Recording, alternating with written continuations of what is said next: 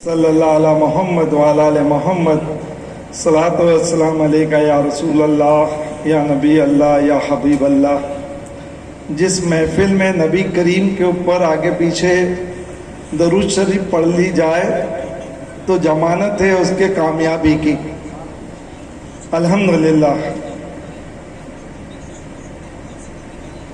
जो लोग जानते हैं मुझे वो जानते हैं। मैं सबसे पहले मैं अपनी बात करूं। मैं तीन चीज़ों के ऊपर बात करने की नीयत से हाजिर हुआ हूं।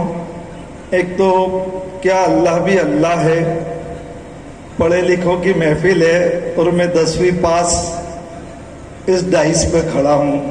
वो करीम भी ऐसा करीम है जिसे चाहे ऐसे इज्जतदारों के बीच के अंदर बिठा ले, बड़ा करम है उसका।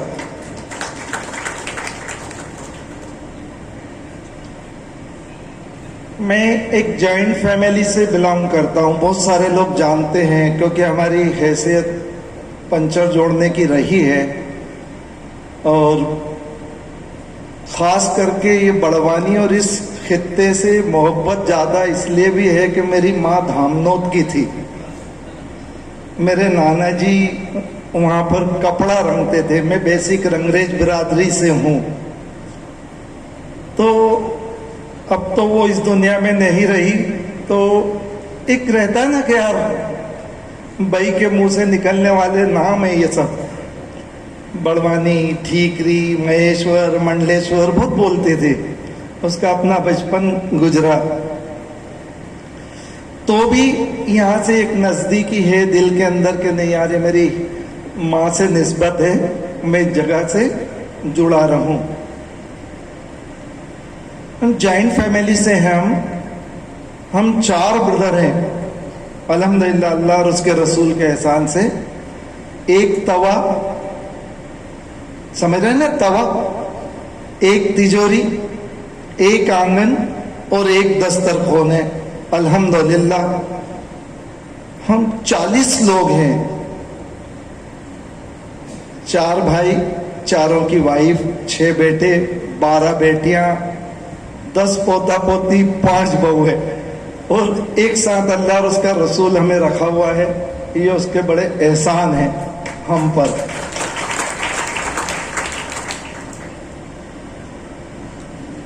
पंचर जोड़ते जोड़ते जिस मोहल्ले में हमारी पैदाइश हुई वो कपड़े का मोहल्ला सांठा बाजार। तो ये जो भाई बैठा है इकबाल, इसी ने कपड़े का ठेला लगाया था। मैं 3 चीजों पे चलूंगा, शायद आप लोग समझना। मैंने पहले बोल दिया पढ़े लिखों की महफिल है और मुझे बुला लिया है। अब मेरे जो जज्बात हैं वो मैं आपके सामने शेयर करता हूँ। एक फैमिली पे बात करूँगा, एक बिजनेस पे बात करूँगा और एक मैं नहीं पढ़ा जिसके मेरे को नुकसानात हुए उस पे मैं बात करूँगा। इकबाल को वाली साहब ने 3000 रुपये उधार दिलवा दिए थे। एक मोहनलाल जी जैन हमारे मोहल्ले में पास में रहते थे, उनसे 3000 रुपये दिलवाए थे। इसने एक ठेला लगाया था।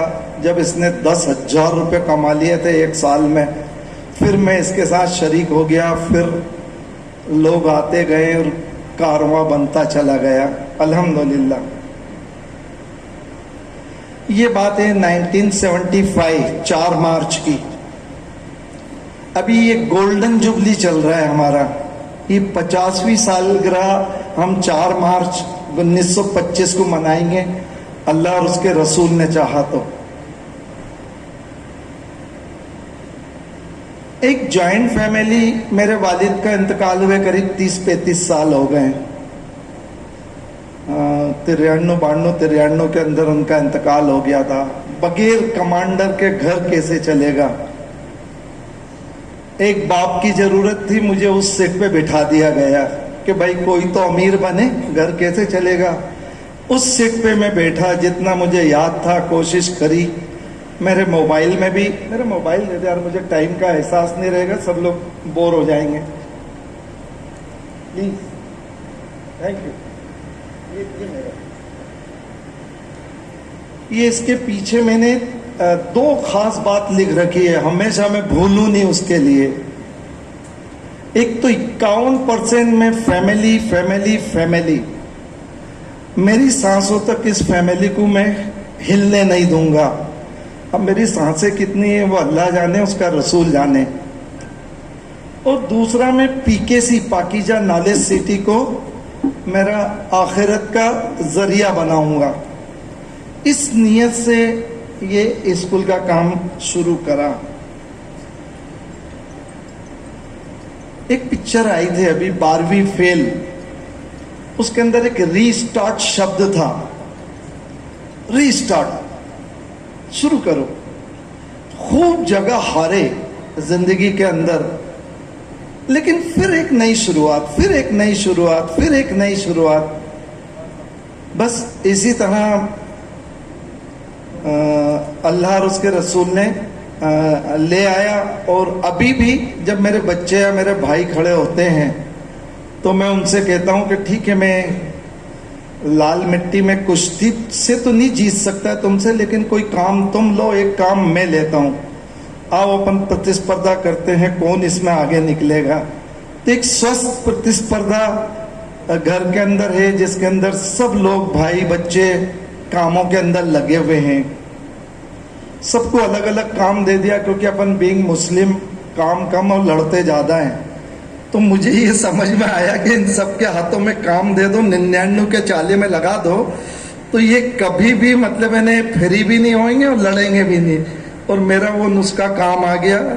और सब लोग अपने आप के नंबर ऊपर लाने के चक्कर में ऐसे लगे कि पलट के ही नहीं देखे कि वो हम फजर में मिलते हैं, ब्रेकफास्ट नहीं करते हैं, लंच पे मिलते हैं और डिनर पे मिलते हैं, इसके अलावा किसी को टाइम नहीं।